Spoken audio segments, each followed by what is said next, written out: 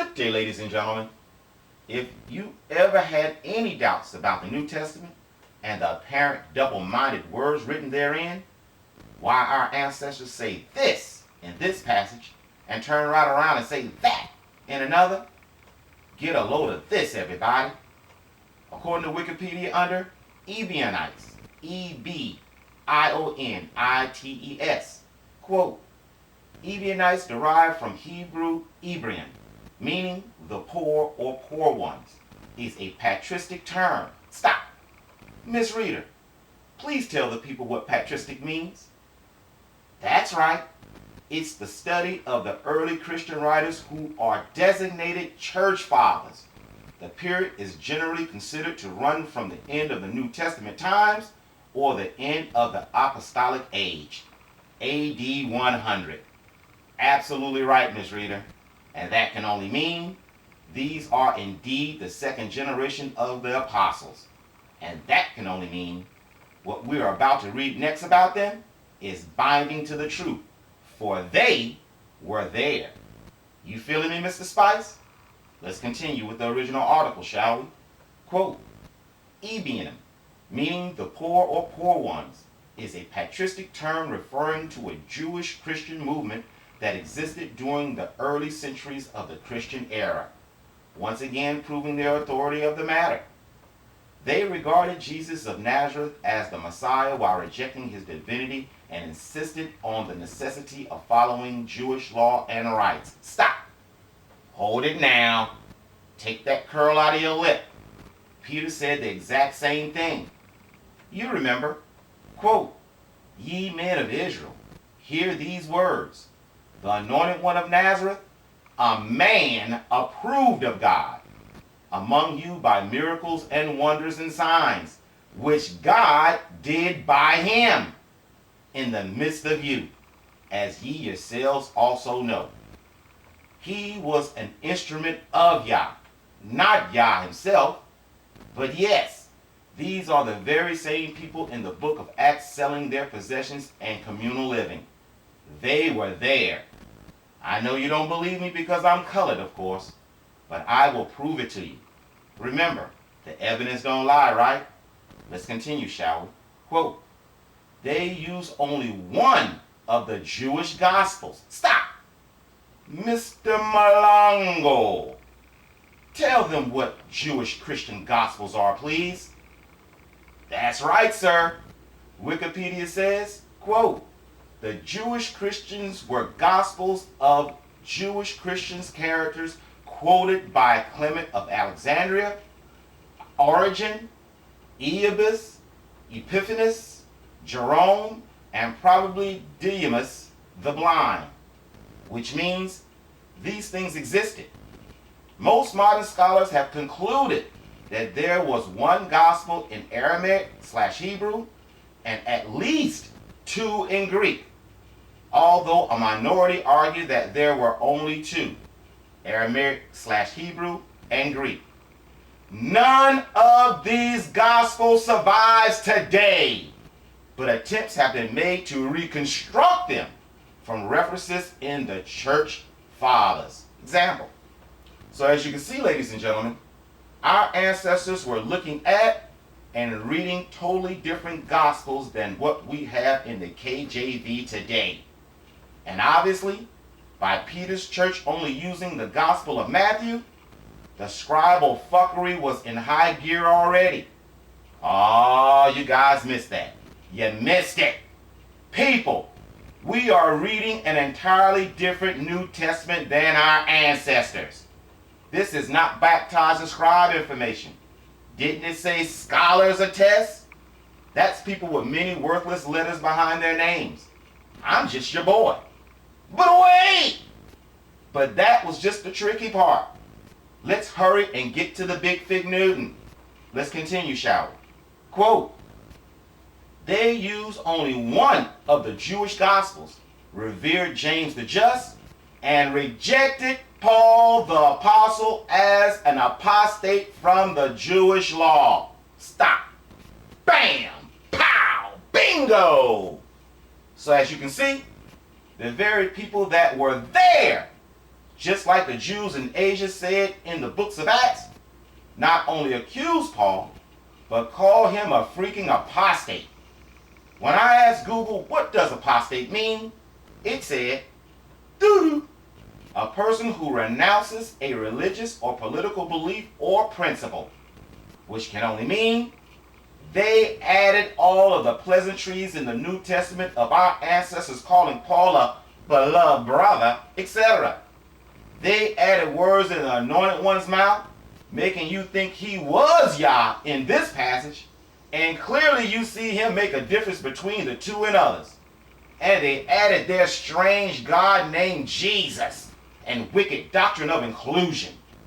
This is the reason why the letters attributed to Peter, James, 1 John, Revelations, all absolutely slam Paul, yet we see they are absolutely loving him in the books of Acts. They tried to splice books together. Remember, Tertullian and Marcion were sanctioned by the church to harmonize the New Testament. In fact, Marcion was so biased, he was later excommunicated because he went too far in his writings. If I'm not mistaken, Tertullian was hired to try and fix Marcion's mistakes. But that's not all. Marcion absolutely hated Yah and said he was an awful God. But the God of Jesus was a loving God. How double-minded is that? But let's continue with the original subject, shall we? Here is where we prove this communal group is the same group talked about in the book of Acts. Quote, their name suggests that they placed a special value on voluntary poverty. Since historical records by the Ebionites are scarce, fragmentary, and disputed, much of what is known or conjectured about the Ebionites derived from the church fathers who wrote polemics against the Ebionites. Stop. Miss Sharon, hit them with the definition of polemics. Yep, I read the same thing. According to Wikipedia, under polemics, that's Polemics. Polemics is the contentious argument that it is intended to support a specific position, Paul/Gentile inclusion, via attacks on a contrary position. Peter's church. How do I know this is true? Let's continue. Quote, much of what is known or conjectured about the Ebionites derived from the church fathers who wrote polemics against the Ebionites, whom they deem heretical Judaizers. Stop. That's right. These Gentiles took over our ancestors' message, literary works, and deemed them heretics at the same damn time. Yeah! I get jackasses in my comments telling me I got it all wrong. I need to turn to Romans, yada, yada, yada. People, the Gentiles deemed our ancestors heretics, just like you are looking at me. Why? Because we dare not be deceived by their wickedness when we were called out of the world. Nor are we weak-kneed and backbending. We are Israel. That brings me to something else. A sister condemned me, saying there will not be a prophet giving a last warning. First, as we all have heard from the prophets themselves, she is dead ass wrong. Uncle Elijah will plead our case to the nations, and the Anointed One said, this gospel, meaning his true gospel, will be spread throughout the world, then the end come. But it made me, well, self-reflect. You chicks know all about that, right? I'm sorry. Habits are hard to break. But it made me think for just a second. And the answer came to me before I could finish pondering it in my head. I'm simply breaking down all of your pseudo safety valves you have been programmed and conditioned to trust in. Thus, reminding you to call upon our God early when this crap all goes down. Does the scriptures not say we will do this? All I am asking you to do is amaze y'all with your cry. Make him stand up from his throne out of shock, if that's possible, that is. But I know. I'm just a cullet, and I got to back up everything I say 20 times before it equals one head nod from Mr. Charlie. I got that. I mean, who don't know that? That is why I got this for you under history. This is a backbreaker. It says volumes. Yes, our apostle ancestors were doing exactly what the Anointed One said. Quote, the earliest references to a group that might fit the description of the later Ebionites appears in Justin Martyr's dialogue with Typho. That's 140 CE. Perfect timeline, people. Let's continue. Listen up from here on out.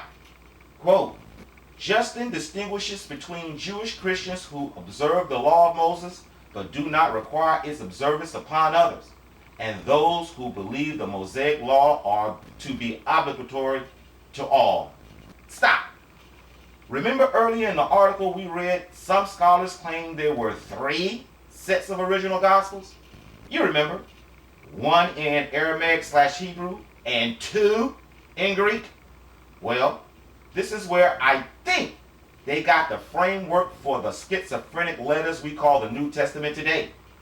It seems, seeing at the time they had started dumbing down the people, and reading and writing, thus copying the letters, were done only by the church, they used the writings that did not require the law upon others as a starting point. I said it seemed, mind you, but what I do know is this first admission is proof of the blasphemies and madness you accuse your boy of to be false. Let's go to the next authority, shall we? Quote, Irenaeus, 180 CE, was probably the first to use the term Ebionites to describe a heretical Judaizing sect, which he regarded as, personal quote, stubbornly clinging to the law. Stop! As you can see, by as little as 180 CE, the pressure was on something fierce. This is Irenaeus, people, one of the top dogs in white Christian lore. But did you hear what he said? He basically told us our ancestors, even under extreme pressures by the more powerful whites, at a time where being an Israelite was basically outlawed by Rome, our ancestors still protected the honor, which can only mean you have been deceived to perceive and believe, people. But let's go to the next white authority. But I must admit up front, I don't have the 20 examples necessary to equal a head nod of Mr. Charlie. But I think my examples hold a little bit more weight than the common Gentile. Let's continue with my next heavy hitter. Quote, Origen, 212 CE, remarks that the name derives from the Hebrew word Evon, E-V-Y-O-N, meaning poor. Stop. Does this not fit the same description as Peter's gang and the Anointed's message? Yes it does. But that's not all. Quote, Epiphanes of Salamis in the 4th century gives the most complete but also questionable account in his Harisology called Paniron. Listen up. Denounced 80 heretical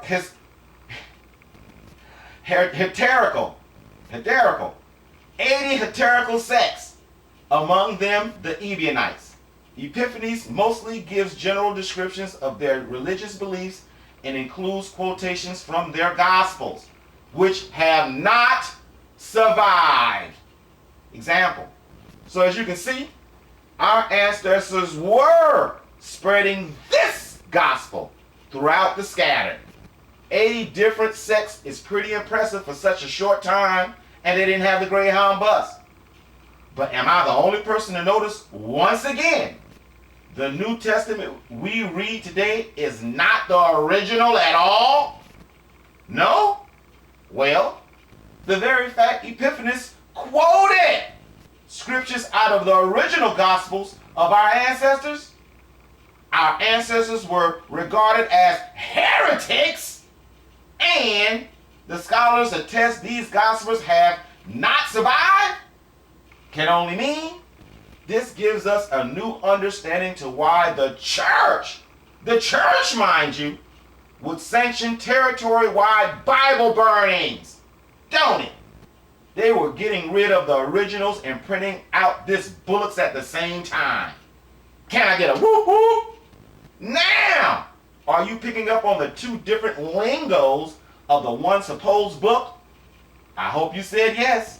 If so, that can only mean each and every messianic Hebrew Christian cult general, captain, leader of 20, street warrior, apostle, comforter, elder, YouTube elder, Hotep Hebrew Christians, IUIC New York, Terrence Sadler, and on the flip side, to cheek turners. That means your prophet, prophetess, your bishop. Wait, guess what I saw on the break room telly?